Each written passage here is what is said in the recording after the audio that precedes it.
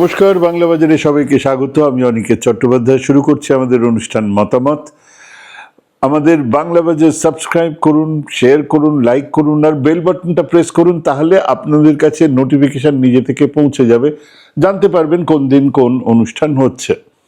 শুরু করছি মতামত। আজকের শীর্ষক 6 ইঞ্চির ডরপোক মোদিজি চীনের কামান দেখে ভয় পেয়ে পালিয়েছিলেন।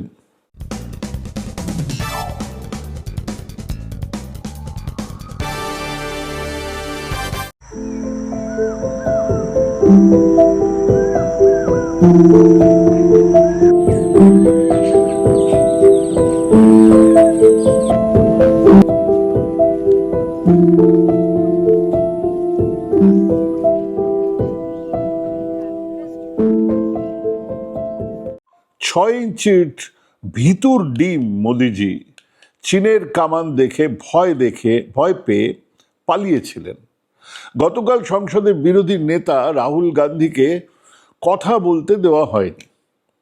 তিনি কোন বিষয়ে কথা বলছিলেন আমাদের সীমান্তের কথা, দেশের যুদ্ধ প্রস্তুতির কথা, আর তুলে ধরার চেষ্টা করছিলেন মুখে জঙ্গি জাতীয়তাবাদী 56 ইঞ্চি বিজেপির ঘর মে ঘুসকে মারেঙ্গে, যে আসলে নিছক বাওয়াল। আমাদের প্রধানমন্ত্রী যে এক 56 নয় 6 ইঞ্চি ভিতুর ডিম, সেই কথা। আর সেটা করতে গিয়ে উনি একটা বইয়ের কথা বলছিলেন, প্রাক্তন সেনা প্রধান জেনারেল মনোজ মুকুন্দ নরভানের অপ্রকাশিত আত্মজীবনী 4 স্টার্স অফ ডেস্টিনি, যেটা পেঙ্গুইন বুকস থেকে প্রকাশিত হবার কথা। ছাপা হয়ে গেছে, এখনো বেরোয়নি। কেন বেরোয়নি পরে আসছি। নরভানের এই বই 2024 সালে এপ্রিলে বাজারে আসার কথা ছিল, কিন্তু প্রতিরক্ষা মন্ত্রক 1 বছরের সময় ধরে এটাকে রিভিউ বা পর্যালোচনার নামে আটকে রেখেছে। কেন রেখেছে? একজন সেনাপ্রধানও কি যথেষ্ট দেশপ্রেমিক নন? সে যাই হোক, ওনার বইয়ের খানিকটা অংশ পিটিআই ছেপেছিল, তার কিছুটা অংশ ক্যারাভান পত্রিকাতে ছাপা হয়েছিল।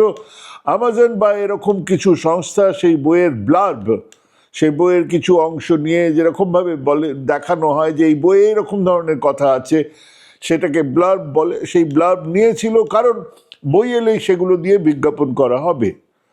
তো সেই বইয়ের মাত্র কিছু অংশ যা ক্যারাভান পত্রিকাতে ছাপা হয়েছিল, সেটাই রাহুল গান্ধী সংসদে পড়ে শোনানোর চেষ্টা করলেন বা করার চেষ্টা করলেন। শোনাতে পারেননি, শোনানোর চেষ্টা করছিলেন। সঙ্গে সঙ্গে তেলে বেগুনে জ্বলে উঠলেন রাজনাথ সিং, অমিত শাহ চিৎকার শুরু করলেন, এখনো যে বই অপ্রকাশিত তা থেকে কোট করা যায় না। মানে একটা বই থেকে কোট করছে, হাতে বন্দুক চালাচ্ছে না, কামান চালাচ্ছে না, একটা বই থেকে কোট করছে। রাহুল গান্ধী বললেন যে বেশ, আমি ওই ম্যাগাজিনে যা ছাপা হয়েছে সেটাই পড়ে শোনাচ্ছি, ম্যাগাজিনটা তো ছাপা হয়েছে। বিজেপির হাল্লা ব্রিগেড নেমে পড়লো এবং ওম বিড়লা এসে আবার আসনে বসলেন আর সাফ জানিয়ে দিলেন যে ওসব পড়া যাবে না। কেন? প্রাক্তন সেনাপ্রধান একজন হাবিলদার বা থানার ওসি নয়। প্রাক্তন সেনাপ্রধান যা লিখেছেন তা এক, কেন ছাপতে বা প্রকাশিত হতে দেওয়া হচ্ছে না? 2, কেন সেই সামান্য কিছু অংশ সংসদে পড়তে বাধা দেওয়া হচ্ছে? আমাদের 56 ইঞ্চি সিনাওয়ালা মোদিজির এত ভয় কিসের? ওদিকে এপস্টেইন ফাইল খুলে গেছে, গলগল করে কেচ্ছা বেরিয়ে আসছে ওনার আরো অনেক কেচ্ছার কথা, গুজরাট থেকে দিল্লি পর্যন্ত, যা আজ পর্যন্ত আমাদের কোনো প্রধানমন্ত্রীকে শুনতেই হয়নি। আর এদিকে তথ্য বেরিয়ে আসছে যা বলে দিচ্ছে এক ভিতুর 6 ইঞ্চি সিনাওয়ালা প্রধানমন্ত্রীর নানান কাহিনী। হিটলার একজন অসফল সৈনিক ছিলেন। প্রথম বিশ্বযুদ্ধের সময় কিছুই করে উঠতে পারেননি, শেষমেশ আহত হয়ে ঘরে ফিরেছিলেন, কিন্তু সারাটা জীবন মিলিটারির ওই কড়া পোশাক চাপিয়ে রাখতেন গায়ে, নিজেকে এক ওয়ার হিরো হিসেবে তুলে ধরার জন্য। একই কথা মুসলিনিকে নিয়ে বলা যায়। আমাদের নরেন্দ্র ভাই দামোদর দাস মোদিজিও মাঝে মধ্যেই সৈন্য পোশাক পরে ছবি তোলার, সেসব ছবি কাট আউট হয়ে ঝোলে। মনে হয় অপারেশন সিঁদুর তো তিনিই লড়েছিলেন, যদিও যুদ্ধবিরতির খবর দিয়েছিলেন ওনার বন্ধু ডোনাল্ড ট্রাম্প। সেনাপ্রধান মনোজ মুকুন্দ নরভানের লেখার সেই অংশটা পড়ে শুনিয়ে দিই, যা গতকাল রাহুল গান্ধীকে পড়তে দেননি অমিত শাহ, রাজনাথ সিং এরা। শোনাবো কারণ আপনাদের শোনা দরকার। দেশের বিরোধী দলনেতা অন্যায় করছেন না, একটা জায়গা পড়ে শোনাতে চাইছেন, যে লেখাটা লিখেছেন একজন জেনারেল, একজন সেনা প্রধান। উনি লিখছেন, আমি প্রায় আক্ষরিক অনুবাদ শোনাচ্ছি যেটা লিখেছেন তার। ভারতীয় সেনাবাহিনীর নর্দার্ন কমান্ডের প্রধান লেফটেন্যান্ট জেনারেল যোগেশ যোশী 2020 সালের 31শে আগস্ট রাত 8:15 একটা ফোন পেয়েছিলেন। ফোনে গ্রাউন্ড থেকে অর্থাৎ জমি থেকে তাকে যা জানানো হলো তা তার পক্ষে বিচলিত হয়ে পড়ার জন্য যথেষ্ট ছিল। গ্রাউন্ড রিপোর্ট তিনি যা পেলেন তা হলো পদাতিক বাহিনীর সহায়তায় সাহায্য নিয়ে 4টে চীনের ট্যাঙ্ক পূব লাদাখের রেচিল্লার দিকে একটা খাড়া পাহাড়ি পথ ধরে এগোতে শুরু করেছে। যে কোনো মুভমেন্ট রাত্রিবেলায় হলে সঙ্গে সঙ্গে সেটা খবর যায় এবং কি করতে হবে, মানে অর্ডার কি করব বলুন, ওপরের দিকে যায় সেটা, এবং অর্ডার আসে তখন তলায় সেই কাজটা হয়। এটাই সেনাবাহিনীর নিয়ম। যোশী তড়িঘড়ি সেনাপ্রধান জেনারেল মনোজ মুকুন্দ নরভানেকে এই খবর দেন, যিনি পরিস্থিতির গুরুত্ব বুঝতে দেরি করেননি। ট্যাঙ্কগুলো কৈলাস রেঞ্জে ভারতীয় অবস্থানের মাত্র কয়েকশো মিটারের দিকে আসছিল। এটা একটা স্ট্র্যাটেজিক হাইল্যান্ড, কৌশলগত উচ্চভূমি, যেটা ভারতীয় বাহিনী মাত্র কয়েক ঘন্টা আগে চীনা পিপলস লিবারেশন আর্মির সঙ্গে একটা বিপজ্জনক দৌড়ে জয়ী হয়ে দখল করেছিল। বোঝাই ব্যাপারটা, এরকম ওই অঞ্চলে অনেক হয়। ঝুড়ো বরফ শক্ত হবার পরেই বা বরফ গলে পাথরের বের হবার পরেই দুদিকের সেনা কিছুটা উঁচু জায়গা দখলে নেমে পড়ে। যারা আগে দখল নেয় তারা বছরভর সেখানেই থাকে।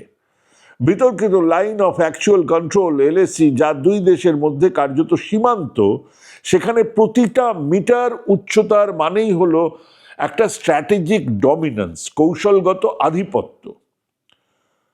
তো ভারতীয় সেনাবাহিনী সেই কৈলাস রেঞ্জের দখল নিয়েছিল। এবারে সেদিকে ওদেরকে আসতে দেখে ভারতীয় সৈন্যরা সতর্কবার্তা হিসেবে একটা ইলুমিনেটিং রাউন্ড, একটা রকেটের মতন একটা অ্যামুনেশন, যেটা ওপরে গিয়ে আলো ছড়ায়, মানে দেখো ভাই আমরা জেগে আছি, ওই তোমরা ট্যাঙ্কে করে আসছো, এটা ঠিক হচ্ছে না। কিন্তু তাতে কোনো কাজ হলো না, চীনারা এগিয়ে আসতেই থাকলো। এবারে নরভানে ভারতের রাজনৈতিক এবং সামরিক কর্তাদের হন্যে হয়ে ফোন করতে শুরু করলেন। প্রতিরক্ষা মন্ত্রী রাজনাথ সিং, জাতীয় নিরাপত্তা উপদেষ্টা Ajit Doval, chief of defence staff general Bipin Rawat, বিদেশ মন্ত্রী এস জয়শঙ্কর নরভানে তার অপ্রকাশিত স্মৃতিকথা 4 স্টার্স অফ ডেস্টিনিতে লিখছেন, প্রত্যেকের কাছে আমার প্রশ্ন ছিল, আমার জন্য অর্ডার কি, হোয়াট ইজ মাই অর্ডার? কারণ পরিস্থিতি দ্রুত খারাপ হচ্ছিল, আর তখন এক স্পষ্ট নির্দেশের দরকার ছিল, প্রয়োজন ছিল। উনি জানাচ্ছেন সেই সময় একটা স্থায়ী প্রোটোকল বা নির্দেশ ছিল যে একদম ওপরতলার অনুমতি ছাড়া গুলি চালানো যাবে না, কিন্তু তার ঊর্ধ্বতনরা কোনো স্পষ্ট নির্দেশ দিচ্ছিলেন না। মিনিট কাটতে থাকলো। রাত 9:10 যোশী আবার ফোন করলেন, চীনা ট্যাঙ্কগুলো এগিয়ে আসছে, গিরিপথ থেকে 1 কিলোমিটারের কম দূরত্বে চলে এসছে। রাত 9:25 নরভানে আবার রাজনাথ সিংকে ফোন করে স্পষ্ট নির্দেশ চাইলেন, হোয়াট ইজ মাই অর্ডার, কিন্তু কোনো নির্দেশ এলো না। ইতিমধ্যে চীনা কমান্ডার মেজর জেনারেল লিউ লিনের কাছ থেকে একটা বার্তা এলো, একটা মেসেজ এলো, এটা ওদের কাছে চলতেই থাকে। তিনি প্রস্তাব দিয়েছেন যে পরিস্থিতি শান্ত করা হোক, দুপক্ষই আড্ডা এগিয়ে পরদিন সকালে গিরিপথে দেখা করবে। যুক্তিসঙ্গত প্রস্তাব ছিল, অন্তত সেটা মনে হলো। জেনারেল এক মুহূর্তের জন্য মনে হলো যে একটা পথ বেরিয়েছে। রাত 10টায় নরভানে রাজনাথ সিং আর ধুরন্ধর অজিত দোভালকে এই মেসেজের কথা জানালেন। 10 মিনিট পরে নর্দার্ন কমান্ড আবার ফোন করলো, চীনা ট্যাঙ্ক কিন্তু থামেনি, মানে ওনার মেসেজ এসছে কিন্তু চীনা ট্যাঙ্ক তখনও থামেনি। তারা চূড়া থেকে মাত্র 500 মিটার দূরে। নরভানে জানাচ্ছেন যে নর্দার্ন কমান্ডের প্রধান লেফটেন্যান্ট জেনারেল যোগেশ যোশী বারবার বলছেন তাদের থামানোর একমাত্র উপায় হলো আমাদের মিডিয়াম আর্টিলারি দিয়ে গোলাবর্ষণ করা, যা একদম তৈয়ার হ্যাঁ, মানে তৈরি আছে মিডিয়াম আর্টিলারি, তারা গোলা ছুটতে শুরু করবে। একটা জিনিস বুঝুন, পাকিস্তান সীমান্তে কিন্তু এরকম গোলাগুলি খুব সাধারণ ব্যাপার। পাকিস্তান সীমান্তে যারা থাকেন, যারা সীমান্তে গিয়েছেন, তারা জানেন রাত্রিবেলায় অনবরত গোলাগুলির শব্দ চলতে থাকে, বা যে কোনো সময় হঠাৎ দিনের বেলায় গোলাগুলি চলতে শুরু করলে এ গোলা ফেলছে, ও গোলা ফেলছে, সাধারণ ব্যাপার। যেখানে স্থানীয় কমান্ডারদের সিদ্ধান্ত নেওয়ার ক্ষমতা দেওয়া আছে যে ওদের থেকে কোনো মুভমেন্ট দেখলেই গোলা চালাও। পাকিস্তান তো গোলা চালাও, মাঝে মধ্যে মিডিয়াম আর্টিলারি সক্রিয় হয়ে ওঠে, কিন্তু এটা তো চীন। চীনের ওপরে কামান চালানো মানে পরিস্থিতি বড় যুদ্ধের দিকে চলে যাওয়া। নরভানে লিখছেন, আমার অবস্থা শোচনীয় ছিল। তিনি একদিকে তার কমান্ডারের চাপ, যিনি গুলিগুলো চালাতে চাইছেন, যুদ্ধে নেমে পড়তে চাইছেন, আর অন্যদিকে সরকারের একটা হাই পাওয়ার কমিটি যারা সিদ্ধান্তই জানাচ্ছেন না। মাঝখানে আটকে ছিলেন তিনি, কোনো স্পষ্ট নির্দেশ নেই তার কাছে। নর্দার্ন ফ্রন্ট পুরোপুরি হাই অ্যালার্টে ছিল। নরভানে আবার প্রতিরক্ষা মন্ত্রীকে ফোন করলেন, তিনি ফিরে ফোন করবেন বলে কথা দিলেন। প্রতিটা মিনিট মানে চীনা ট্যাঙ্কগুলো চূড়ার আরো কাছে আসতে থাকছে। রাজনাথ সিং 10টা 30 ফোন করলেন। তিনি প্রধানমন্ত্রী নরেন্দ্র মোদীর সঙ্গে কথা বলেছিলেন। প্রধানমন্ত্রীর নির্দেশ ছিল মাত্র একটা বাক্যের, যো উচিত সমঝো ওহি করো, যা উচিত মনে করো ওটাই করো। মোদী একে পুরোপুরি একটা সামরিক সিদ্ধান্ত হিসেবে দেখতে এবং দেখাতে চেয়েছিলেন। প্রধানমন্ত্রীকে সব জানানো হয়েছিল, কিন্তু তিনি নিজে কোনো সিদ্ধান্তই নিলেন না। নরভানে লিখছেন, আমাকে একটা জ্বলন্ত কয়লা ধরিয়ে দেওয়া হলো, সব দায় এখন পুরোপুরি আমার ওপর। এক চরম একাকিত্বের মুহূর্তে, চারিদিকে নানান ম্যাপ, আর তার মধ্যে বসে তিনি ভাবছেন দেশ কোভিডে ধুঁকছে, অর্থনীতি খারাপ, বিশ্বজুড়ে সাপ্লাই চেন ভেঙে পড়েছে, দীর্ঘদিন যুদ্ধ চললে আমরা কি সরঞ্জামের যোগান রাখতে পারবো, বিশ্বে আমাদের সমর্থক কে কে আছে, চীন পাকিস্তান দুজনে মিলে কি আমাদের আক্রমণ করবে, এটা কি তার একটা সূচনা? ইন্টেলিজেন্স তো ওনার কাছে সারা সমস্ত সীমান্তের নেই। নরভানে শেষ পর্যন্ত সিদ্ধান্ত নিলেন, আমরা সব দিক থেকে প্রস্তুত ছিলাম। কিন্তু উনি লিখছেন যে আমি কি সত্যি একটা যুদ্ধ শুরু করতে চাই? যুদ্ধে যাওয়ার সিদ্ধান্ত কখনোই কেবলমাত্র সামরিক হতে পারে না, এটা নির্বাচিত রাজনৈতিক নেতৃত্বের কাজ। যুদ্ধ তো মাঠে ময়দানে হয় না, তার সঙ্গে জড়িয়ে থাকে ডিপ্লোমেসি, রাজনীতি, শিবির, বিশ্বের পরিস্থিতি, আর্থিক অবস্থা, সবকিছু। 1999 সালে কার্গিল যুদ্ধের সময় অটল বিহারী বাজপেয়ী সরকার প্রতিটা সিদ্ধান্ত ক্যাবিনেট মিটিংয়ে আলোচনা করে নিতেন। ক্যাবিনেট কমিটি তাদের সিদ্ধান্তের দায়িত্ব নিতে পারত আর সামরিক কমান্ডারদের ওপরে স্পষ্ট নির্দেশ দিতে পারত। 71-এ ইন্দিরা গান্ধীর সময়, তার আগেও যে সমস্ত যুদ্ধ হয়েছে, তারা রাজনৈতিক যে গাইডলাইন সেটা তো চাইতেই হবে। এবং সবচেয়ে বড় কথা হচ্ছে গিয়ে একটা এলাকার সৈন্যদের সমস্ত এলাকার খবর তো থাকা সম্ভব নয়। এখানে নর্দার্ন কমান্ডের কাছে জানবেন কি করে যে ওয়েস্টার্ন বর্ডারে কি হচ্ছে? তো এটা তো একটা রাজনৈতিক ব্যাপার। কিন্তু 2020 সালে নরভানের যে বর্ণনা, সেটা হচ্ছে গুলি চালানোর কোনো অনুমতি ছিল না, আবার কোনো নিষেধাজ্ঞাও ছিল না, কোনো সুরক্ষা কবচ ছিল না। এত বড় একটা সিদ্ধান্তের দায় সেনার ওপরে ছেড়ে দিয়ে প্রধানমন্ত্রী কার্যত চীনের সাথে যুদ্ধ শুরু করা বা এড়ানোর দায়িত্ব থেকে পালিয়ে গিয়েছিলেন।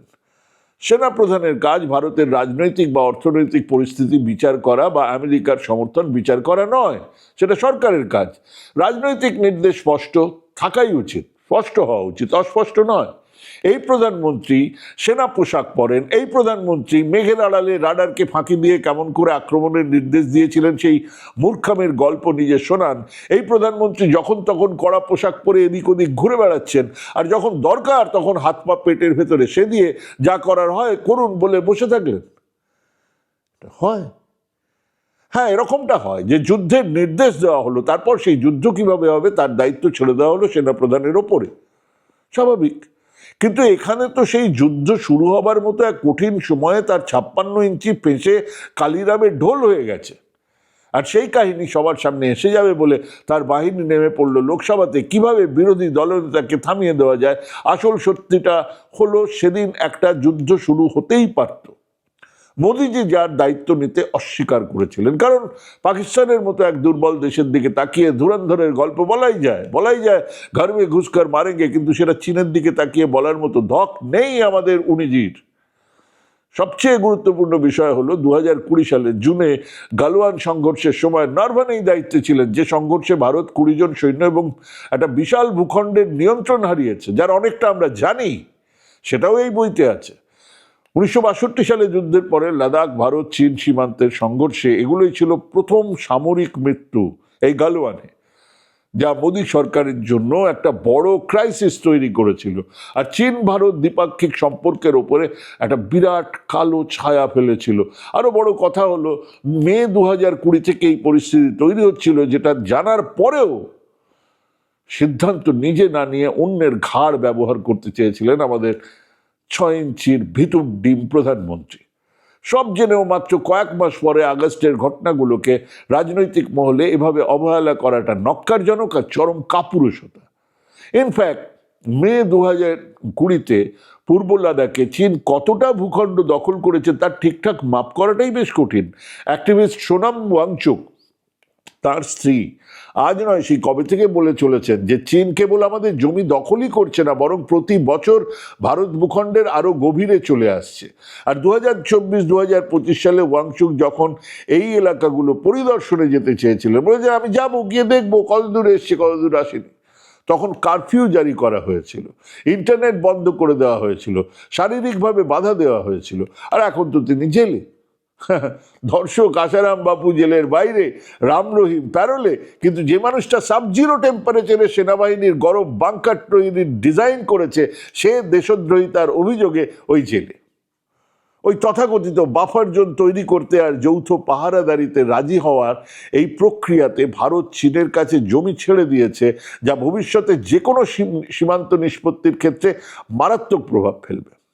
বাফার জোন মানে এটা হচ্ছে গিয়ে আমার বর্ডার লাইন, এইটা হচ্ছে সীমানা, এটা এলএসি, হ্যাঁ, যে এইখানটাই হচ্ছে গিয়ে আমাদের একটা সীমান্ত, যার ওধারে চীন রয়েছে, যার এধারে আমরা রয়েছি।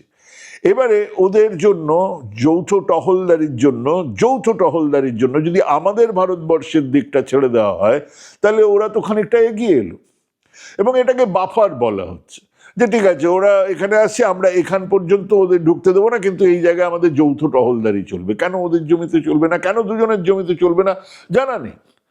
ভারত এই হারানো জমি ফিরিয়ে নেবার অবস্থানে নেই, যদিও সরকার বিভিন্ন সময় দাবি করছে যে কোনো ভূখণ্ড নাকি হারানো হয়নি, কোনো ভূখণ্ড নাকি কিছু কিছু নাকি ফিরে পাওয়া গেছে, অথবা চীনকে পিছু হটতে বাধ্য করা হয়েছে।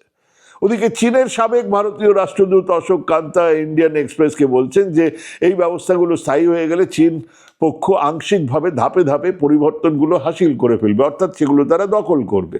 মানে বাফার জোনগুলো এখন আমাদের ভূখণ্ডের মধ্যে হওয়া সত্ত্বেও চীনের পাহারাদারিতে থাকবে। হ্যাঁ, এই সমস্ত কথাগুলো লেখা আছে জেনারেল মুকুন্দ নরভানের বইতে। সেই বই সংসদে পড়তে দেওয়া হলো না রাহুল গান্ধী বিরোধী দলনেতাকে। বলা হলো সেই বই তো প্রকাশিতই হয়নি। আচ্ছা, বই প্রকাশিত হয়নি কেন প্রকাশিত হয়নি? কারণ ভারত সরকার এখনো পারমিশন দেয়নি। কেন দেয়নি? তাহলে মোদিজির এই ভিতর ডিম চেহারাটা, ভয়ে কুকড়ে যাওয়া চেহারাটা, 6 ইঞ্চির সিনা, সেটা মানুষের সামনে এসে যেত। মজার ব্যাপার হচ্ছে সেই বই বাইরে প্রকাশিত হয়েছে, বিক্রিও হচ্ছে, এদেশে তার কপি আছে। রাহুল গান্ধী জানিয়ে দিয়েছিলেন যে তিনি পরের দিন সেই বইয়ের কপি নরেন্দ্র মোদীর হাতে দেবেন, কারণ বই তো এক্সিস্ট করে। ব্যাস, আবার ফুস। সংসদেই এলেন না উনিজি, ভয়ের চোটে, যে ওনার হাতে সেই বইটা ধরিয়ে দেওয়া হবে। এই দেখুন আপনি কতখানি ভিতর ডিমের কাজ করেছেন। এটাই বুঝিয়ে দেয় এক ভীতু, কাপুরুষ, বিশ্বাসঘাতক গান্ধী হত্যাকারীদের উত্তরসূরিরাও সমান ভীতু, সমান কাপুরুষ। ভাবুন কাদের হাতে আমাদের দেশ, কাদের হাতে আমরা তুলে দিয়েছি আমাদের দেশ। ভাবুন, ভাবতে থাকুন, ভাবা প্র্যাকটিস করুন। ভালো থাকবেন, সুস্থ থাকবেন। আজকে এখানেই শেষ করছি। নমস্কার।